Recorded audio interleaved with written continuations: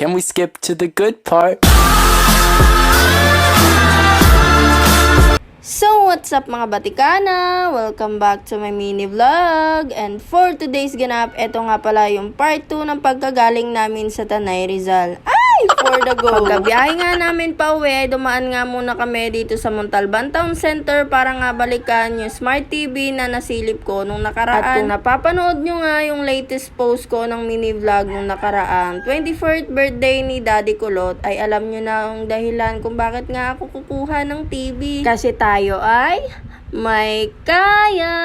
Huy! For the go! By the way, waiting na nga lang kami dyan sa pag-fill up, processing, and approval ng offer ni Home Credit. And syempre, dahil tayo ay may kaya, tayo ay mangungutang. Huy!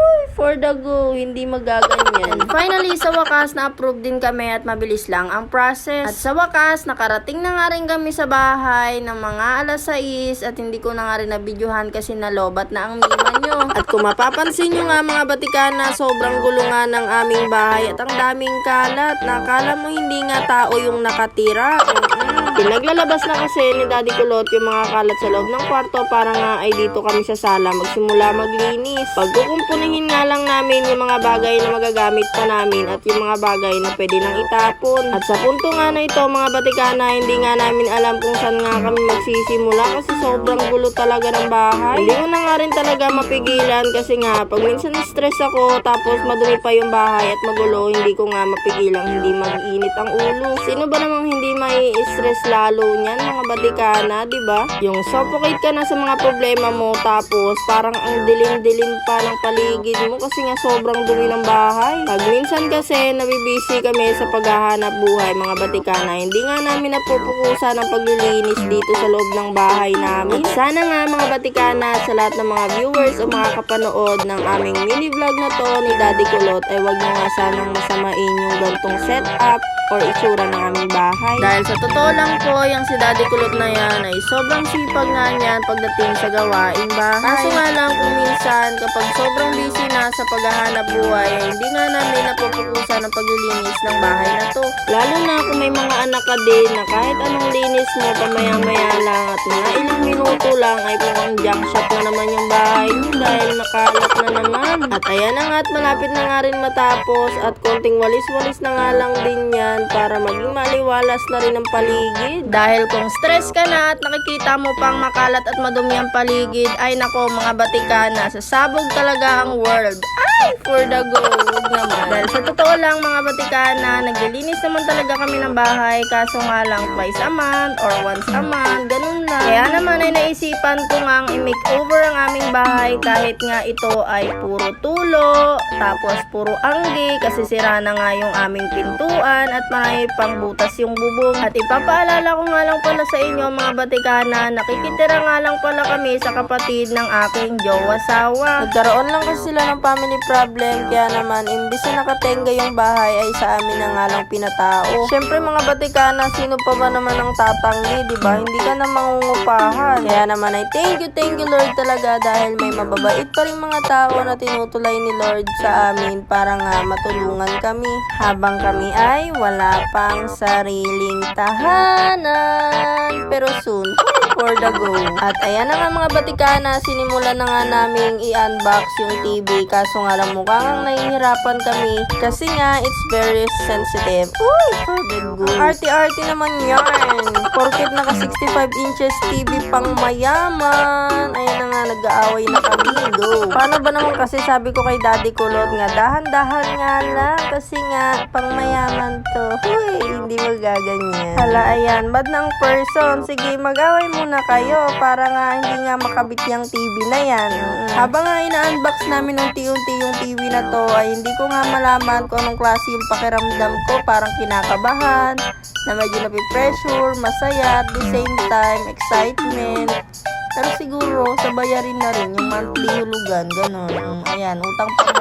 Di ba nga, credit is life ka, kaya ayan, kaka-deserve mo, may panibago na naman. Pero okay lang naman yan, kasi nga, umuutang ka para magpundar ng sarili. Okay lang yan hanggat kaya mong magbayad at as long as wala kang tinatapakan na ibang tao. Okay lang yan as long as hindi ka nanghihingi sa ibang tao ng ipanguhulog mo sa inutang mo. Okay lang yan kasi nakikita mo naman lahat ng pinundar mo sa mga inuutang mo. At hindi ka naman nangungutang para lang sa wala at magpapagod, magbinayad tapos hindi mo naman nakikita. By the way, ayan na nga pala at sinimulan na nga pala nila Daddy Kulot magkabit ng wall bracket. Paalala nga lang pala mga batikana na pag magkakabit kayo ng wall bracket ay make sure nyo nga na matibay at pantay ang pagkakabit nyo dahil nga ay maselan ito at baka bumagsak. Kami kasi mga batikana ay sinunod lang din namin yung guide sa papel na nakapaloob sa loob ng box ng TV. Nanghiram nga lang din pala kami ng barena sa kapitbahay na gagamitin sa pagbutas ng pader. At thank you nga sa mabait naming kapitbahay na vlogger na nagpahiram, Bautista Family Vlog. Paki-follow nyo rin po